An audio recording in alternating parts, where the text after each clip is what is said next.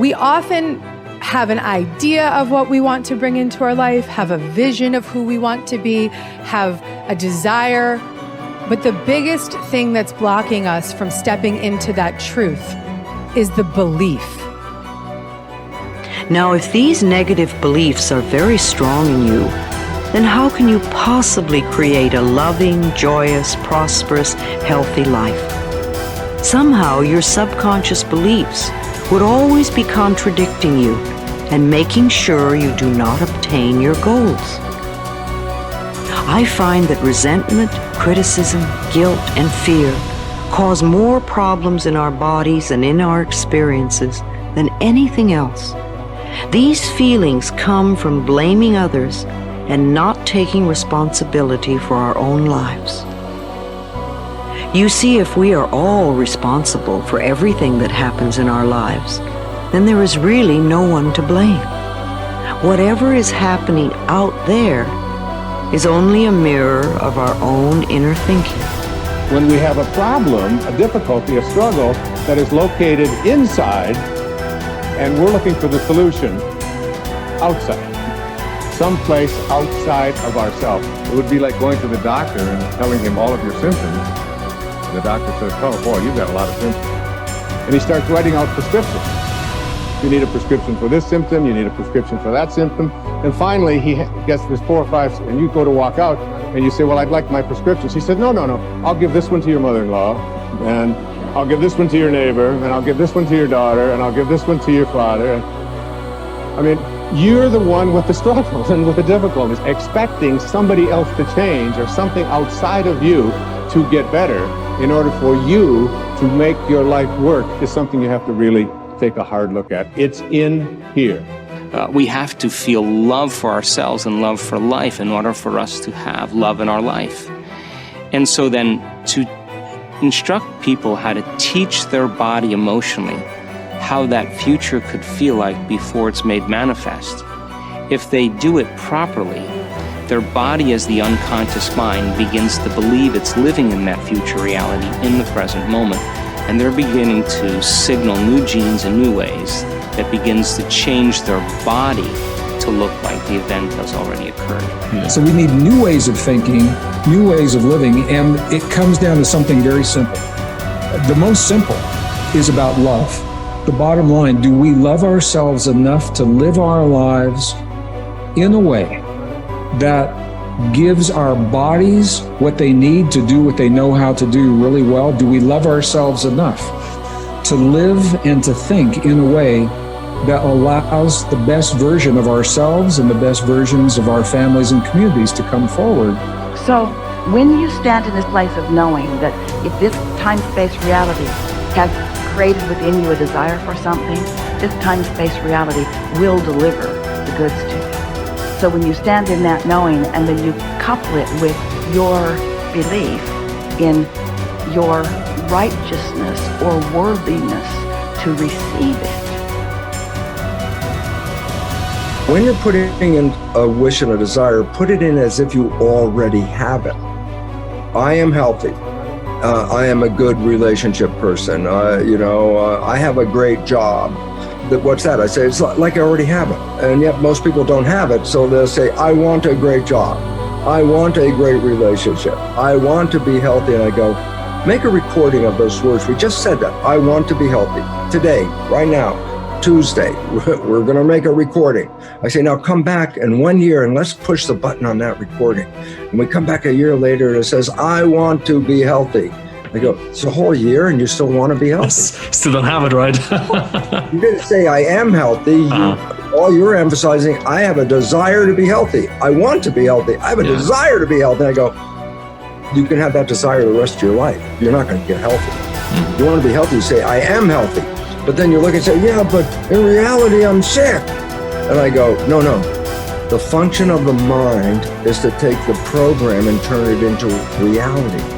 So if I am sick, but I put a program in, I am healthy, the mind looks, like, well, wait a second, the program is I am healthy, but the body is not healthy, so what's the function of the mind? Create health in the body. It doesn't change the program, it changes the body.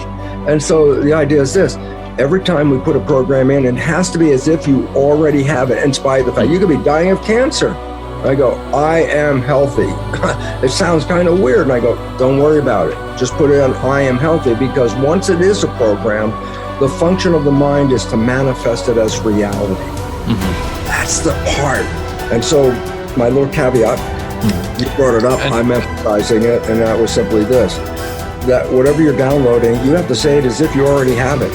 Because if you put a future tense on it, I will, I want, I say, if you record that, that means you will always want to have it. I will do this. You won't get there. So I just wanted to bring that in, because if we're making a program, then you must make sure it says as if you already have it, in spite of the fact you don't. Top people look for the good in every situation. They know that it is always there. No matter how many reversals and setbacks they experience, they expect to get something good out of everything that happens to them. They believe that every setback is part of a great plan that is moving them inexorably toward achieving the great success that is inevitable for them. If your beliefs are positive enough, you will seek the valuable lesson in every setback or difficulty. You will confidently believe that there are many things that you have to learn on the road to achieving and keeping your ultimate success. You therefore look upon every problem as a learning experience. Napoleon Hill wrote, "Within every difficulty or obstacle, there is the seed of an equal or greater advantage or benefit." With this kind of an attitude, you benefit from everything that happens to you, positive or negative, as you move upward and onward toward achieving your major definite purpose. There is a law of reversibility in psychology and metaphysics that says you are more likely to act yourself into feeling a particular way than you are to feel yourself into acting. What this means is that when you start off, you may not feel like the great success that you desire to be. You will not have the self-confidence that comes from a record of successful achievement. You will often doubt your own abilities and fear failure. You will feel that you are not good enough, at least not yet. But if you act as if you were already the person you desire to be, with the qualities and talents that you desire to have, your actions will generate the feelings that go with them. You will actually act yourself into feeling the way you want to feel by the law of reversibility. If you want to be one of the top people in your business, dress like the top people, groom like the top people, organize your work habits the way they do. Pick the most successful people in your field and use them as your role model. If possible, go to them and ask them for advice on how to get ahead more rapidly. And whatever advice they give you, follow it immediately.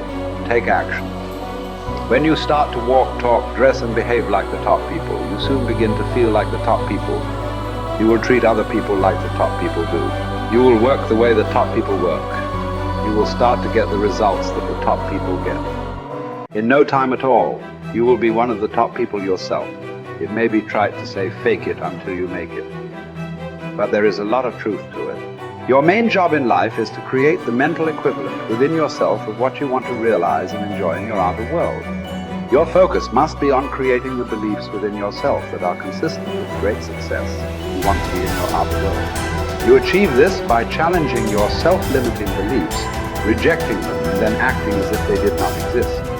You reinforce the development of new life, enhancing beliefs by increasing your knowledge and skills in your field to the point where you feel equal to any demand or challenge. You accelerate the development of new, positive beliefs by setting bigger and more exciting goals in every area. Finally, you act continually as if you were already the person that you desire to be. Your aim is to reprogram your subconscious mind for success by creating the mental equivalent in everything you do or say. Momentum develops the mindset. Momentum conditions the mind to confidence. Like just moving forward every day, even a small thing. If you just said, every day I'm gonna do 3 things to move my life forward, and you just did those 3 things every single day. Today I'm gonna do these 3 things to move my life forward. It could be sending an email, calling somebody, having that prospect meeting. It could be as simple as like, oh, okay, I'm gonna work towards this goal. I'm gonna finish this presentation. I'm gonna create this thing. Whatever it is for you, like do that thing. Maybe it's like, oh, today I'm gonna work out today. Great, you worked out. Your mind goes, I said I was gonna work out, I worked out. I developed a little more confidence because you were congruent with your intentions. See, action is what makes us congruent with our intentions, right? That old thing you've heard me say, if you've been studying my work for a long time, intention without initiative is just sorry hopes. It really is. Intention without initiative is just sorry hope. You have to apply yourself again. And I know you already know this. Listen, a lot of people watching this, you're already a confident person. Okay, what's the next level of action that will raise you up to the next level of success? What's the next level of action and bold decision making that will change your life? I know you might already be a confident person, so what's your next level of action? Well, Brendon, I already feel confident going up and talking to a person. Great, now go up and talk to 4 people. Good job. Okay, well, Brendon, I already feel good, trying to put out this message. Great, do it again, be more vulnerable. Oh, Brendon, I already feel good, I started the business and I built to this. Great, double the business, let's see you do it. So when you challenge yourself to take actions that are a little bit outside your pay grade, a little bit outside your comfort zone, and you actually follow through, congruence comes in and you go, I set that intention, it was hard, I took the challenge, and I made it happen. That's it. That's really, truly it.